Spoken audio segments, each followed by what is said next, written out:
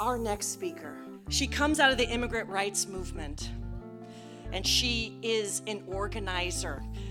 She went to Congress recently and said she was going to organize her colleagues in the House. After she left the State House up in Washington, and before she ran this remarkable campaign in the Northwest, she and I had a conversation about women of color, and I'll never forget it. She said to me, "Amy, you need to understand something about what it is to be a woman and a woman of color. We're not the women's movement. We're a movement of women."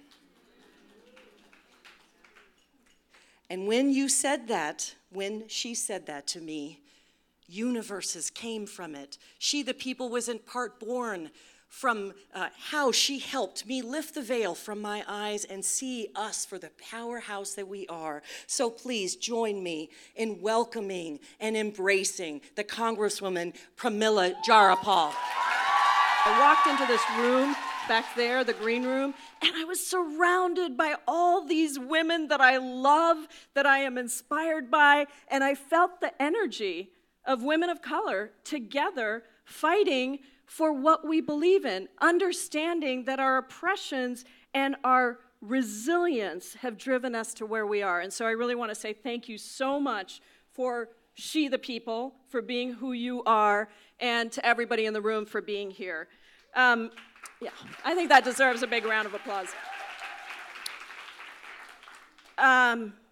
You know, I never thought I would be in politics. I never thought I'd run for office. I was born in India, and I came to the United States when I was 16 years old by myself because my parents felt like this was a place I was going to have the best education and where I was going to have the most opportunity. And I ended up being, for the last 15, 20 years, an immigrant civil and human rights activist. And I only decided to run for office because I got tired of trying to get other people to do the things that we felt should be done.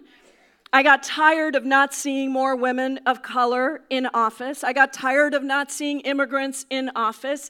And I realized that we as activists and organizers were ceding this incredibly important political space for organizing. That's what this is for me. And when people say to me, "I want to run for office, what advice do you have?" I say, think about what you want to do, not who you want to be. Because that's why we're here. Because we want to do something and make the world a different place for so many people in our communities that have not been represented for so long. And so I am proud. I was the only woman of color in the state Senate when I ran in Washington State. Northwest, what is up with that? I mean, that is just crazy. We're supposed to be a liberal state.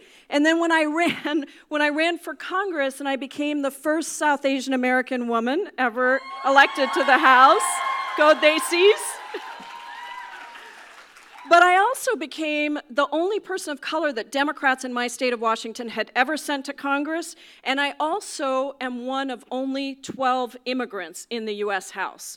People born outside of the United States, out of 535 of us, we need that voice desperately. Because it isn't just because the pictures look better, which they always do. It isn't. I mean, I'm just saying. It isn't because you get to check some box. It is because the stories that we tell, the hearings that we chair, and the legislation we craft is different because of those real lived experiences. And so for me, when we say She the People, what I'm talking about is what happens when we get into these positions. For me, it meant that I was the first member of Congress to the federal prison where all of those hundreds of women from the border were being held, women who were seeking asylum, women who had been separated from their children. And when they told me their stories, our job is to elevate those stories, tell them, make sure that they are at the front and center of the conversation, and then work with the incredible allies like Ai-jen Poo from National Domestic Workers Alliance and Anna Gallen from Move On, and turn out 400,000 people into the streets to say family separation is wrong. That is what it looks like.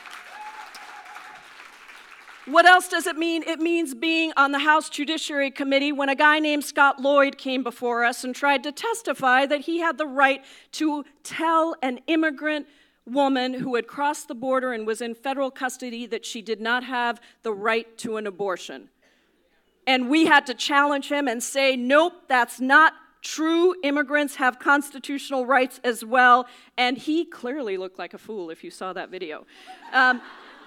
It means forming the first environmental justice caucus with my friends Nanette Berrigan and Don McEachin to say, yes, we have to address climate change, but we have to do it in a way where our communities of color are front and center, and we get us to the same level playing field.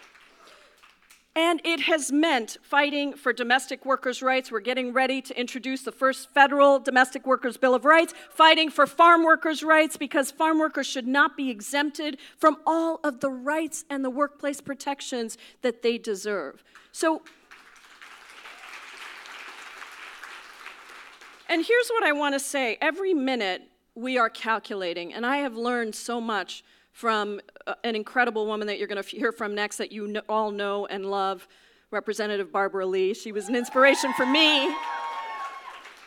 And she is going to be the next caucus chair for the Democratic Party, if we have anything to do with it. But every minute, we as women of color in particular are calculating. We're calculating whether it is worth it to take the risk of standing up one more time. We are calculating which risks are worth standing up for the most, which issues are worth standing up for the most. We are calculating when we should stand up and when we should hold back and hope that there's somebody else who is ready to stand up.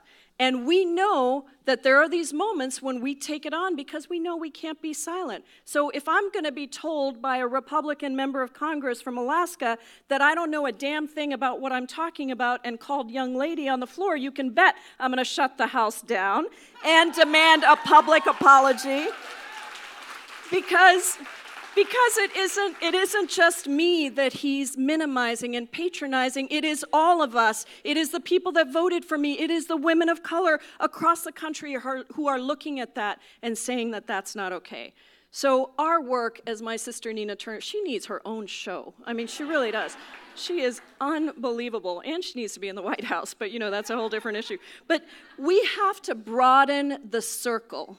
We really have to broaden the circle of people that are there, and that is why I am so excited that we will have Deb Haaland, that we will have Ilhan Omar, that we will have Rashida Tlaib, that we hopefully will have Gina Ortiz-Jones, that we will have these women of color across the country who are going to come into Congress and change the way that that body functions and the way that we ourselves stand up. That is what women of color do over and over again. And we do stand on the shoulders of those that came before us, people like Sojourner Truth who have passed, and women like Barbara Lee who are right here with us. And we broaden our own shoulders so that we can bring others in. The women of color who are running for office today and winning know that it is too important and too consequential for us to be timid. I am done with incrementalism. I want bold change. I want change that allows every person in this country, white, black, and brown, to actually have more than $1,000 in their savings account, because that's what's happening today. 62% of Americans don't even have $1,000 in their bank account. I want people to think about leaving a country for their kids that is better than the one we have now. I want women and mothers not to worry about whether their children are going to come home at night because their pants are too low or because they decide to speak up when they see something wrong. I want people who understand this criminal justice system has to be reformed, that we need to end private prisons, that we need to transform our immigration system, that we need to pass comprehensive, humane, just immigration reform, because the Republicans will never do it, so the Democrats have to stand up for that. And yes, I did start a Medicare for All caucus because I do believe that health care is a right and not a privilege.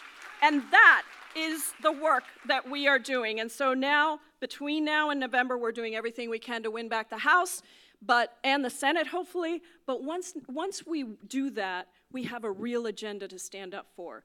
We have real people in our lives, in our communities, in our country that are hurting. And we have incredible, fierce, strong women of color who have been leading. Don't think that we haven't been leading already. We have been leading, but we need that space to be fully recognized for that leadership. And so that's why She the People and what Amy and her team here has done is so important, because we are saying we are ready to lead the way we have always led, with generosity and abundance, not scarcity and fear, with a deep belief that we can be fierce, we can be resilient, we can organize, not agonize, and we can make sure that the world we're building happens that much faster because women of color are in leadership. Thank you all so much, and let's go win.